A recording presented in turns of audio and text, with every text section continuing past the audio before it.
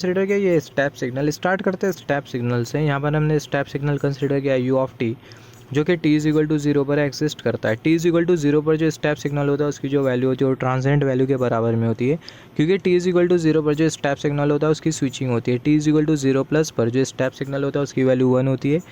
T less than zero के लिए जो स्टेप सिग्नल होता है उसकी जो वैल्यू होती है वो जीरो होती है। और जो स्टेप सिग्नल है उसके जो एक्सिस्टेंस का जो ड्यूरेशन होता है वो होता है जीरो से प्लस इन्फिनिटी के बीच में।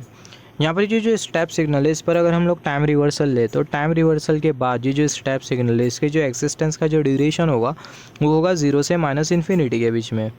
यहाँ पर अभी अगर हम लोग देखें यहाँ पर ये यू ऑफ टी सिग्नल और ये you of minus T signal दोनों को अगर हम लोग ऐड करें तो हमें जो सिग्नल जो मिलेगा वो कुछ इस तरीके से मिलेगा। यहाँ पर ये जो सिग्नल है वो टी लेस देन जीरो के लिए भी एग्जिस्ट कर रहा है, टी ग्रेटर देन जीरो के लिए भी एग्जिस्ट कर रहा है। ये सिग्नल को हमने नाम दिया you of t plus u of minus t.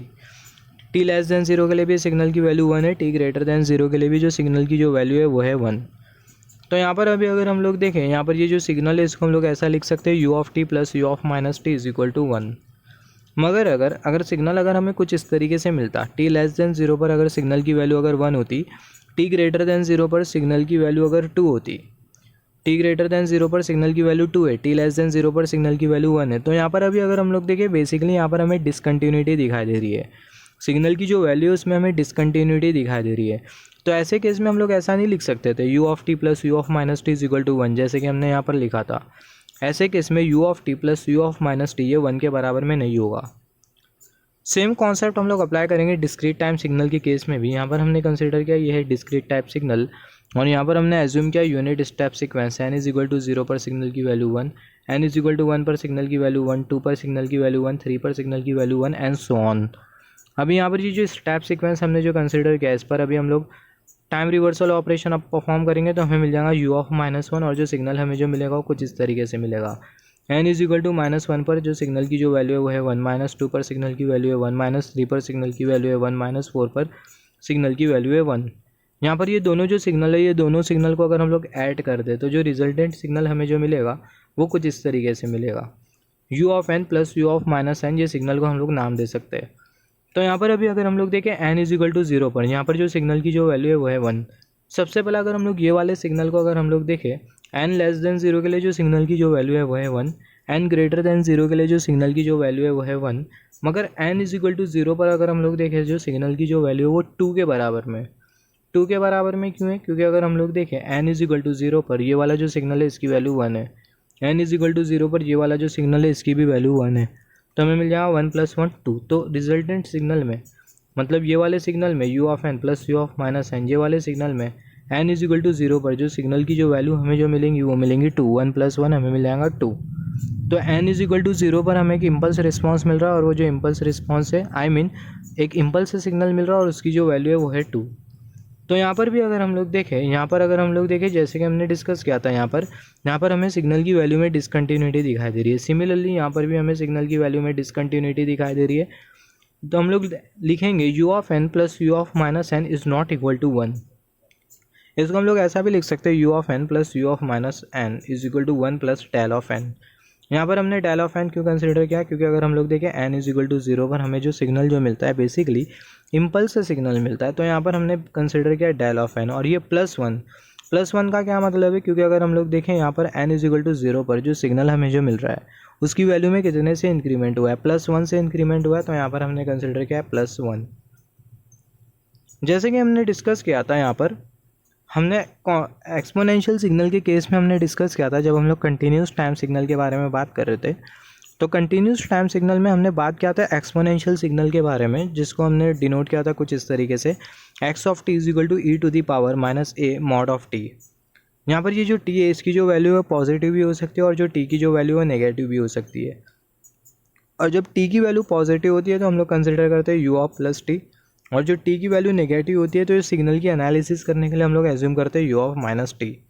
और अल्टीमेटली हमें जो सिग्नल जो मिला था एक्सपोनेंशियल सिग्नल के वीडियो में हमने इसके बारे में डिस्कस किया है, हमें जो सिग्नल जो मिला था कुछ इस तरीके से मिला था x of t is equal to e to the power minus a t u of t plus e to the power a t into u of minus t. और ये जो सिग्नल है उसको हमने कुछ इस तरीके से ड्रॉ किया था।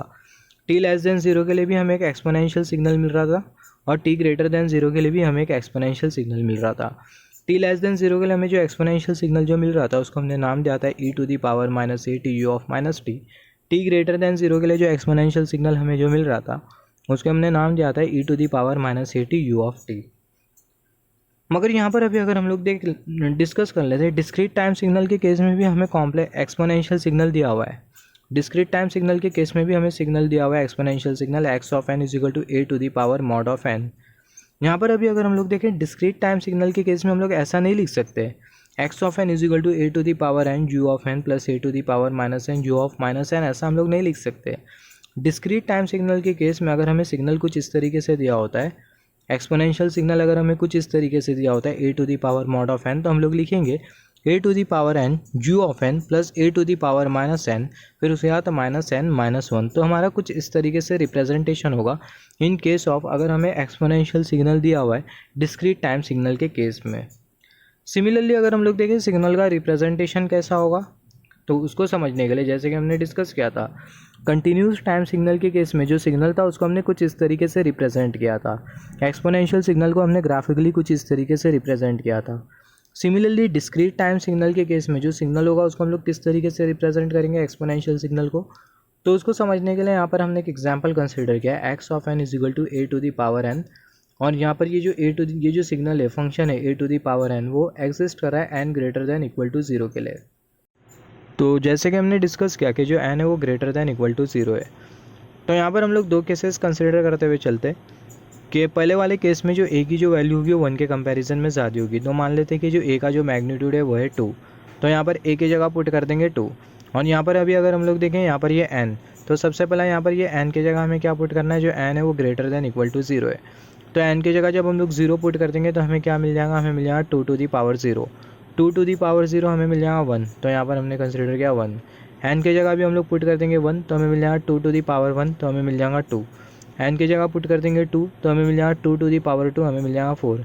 एन की जगह पुट कर देंगे 3 तो 2 टू दी पावर 3 हमें मिल जाएगा 8।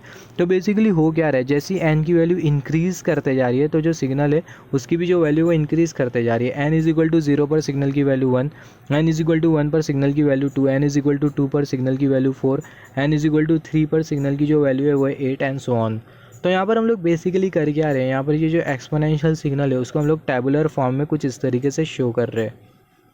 तो यहाँ पर ये जो टैबुलर फॉर्म हमने जो कंसिडर किया अभी इसको अगर हम लोग इम्पल्स ट्रेन के हेल्प से शो करें तो यहाँ पर अभी अगर हम लोग देखें एन इज इक्वल टू 0 पर हमें एक सिग्नल मिल रहा है उसकी वैल्यू है 1, एन इज इक्वल टू 1 पर हमें एक इम्पल्स मिल रहा है उसकी वैल्यू है 2, एन इज इक्वल टू 2 पर इम्पल्स मिल रहा है उसकी वैल्यू है 4, एन इज इक्वल टू 3 पर इम्पल्स मिल रहा है उसकी वैल्यू है 8, एन इज इक्वल टू 4 पर इम्पल्स मिल रहा है उसकी वैल्यू है 16।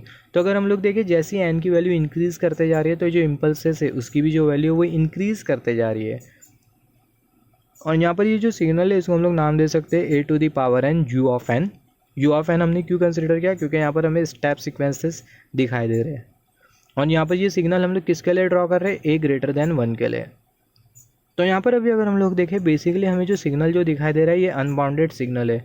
ये अनबाउंडेड सिग्नल क्यों है, क्योंकि अगर हम लोग देखें जो सिग्नल है वो हमें कुछ इस तरीके से दिखाई दे रहा है।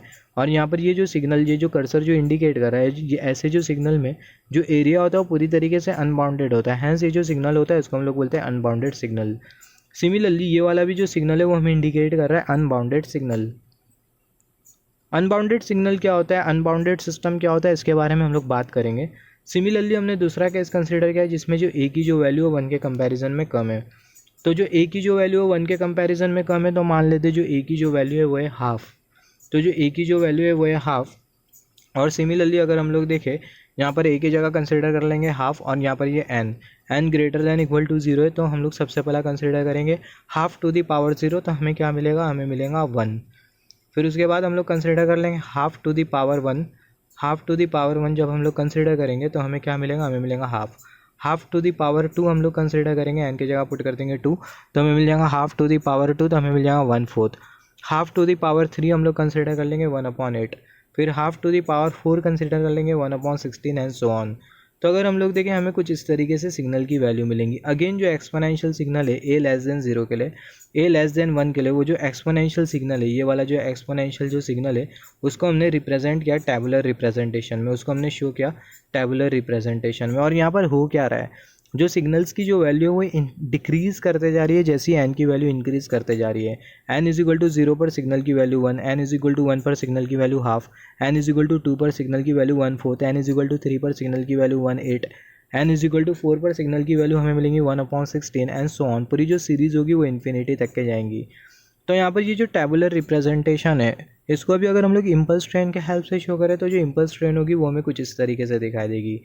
एन इज इक्वल टू 0 पर जो सिग्नल की जो वैल्यू है वो है 1, एन इज इक्वल टू 1 पर सिग्नल की वैल्यू है half, n is equal to 2 पर सिग्नल की वैल्यू है 1/4, एन इज इक्वल टू 3 पर सिग्नल की वैल्यू है 1/8, एन इज इक्वल टू 4 पर सिग्नल की वैल्यू है 1/16, फिर उसके बाद एंड सो ऑन।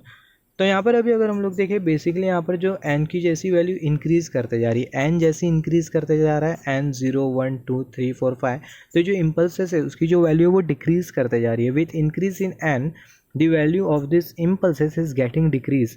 तो अगर हम लोग देखें जो सिग्नल है वो हमें कुछ इस तरीके से दिखाई दे रहा है और बहुत हद तक के क्लियर है कि जो सिग्नल होता है इसको हम लोग बोलते हैं बाउंडेड सिग्नल, क्योंकि यहाँ पर ये जो सिग्नल है इसके अंडर में जो एरिया है वो बाउंडेड है, हंस ये जो सिग्नल होता है इसको हम लोग बोलते हैं बाउंडेड सिग्नल। तो ये वाला भी जो सिग्नल हमने जो ड्रॉ किया है इसको हम लोग बेसिकली बोलते हैं बाउंडेड सिग्नल।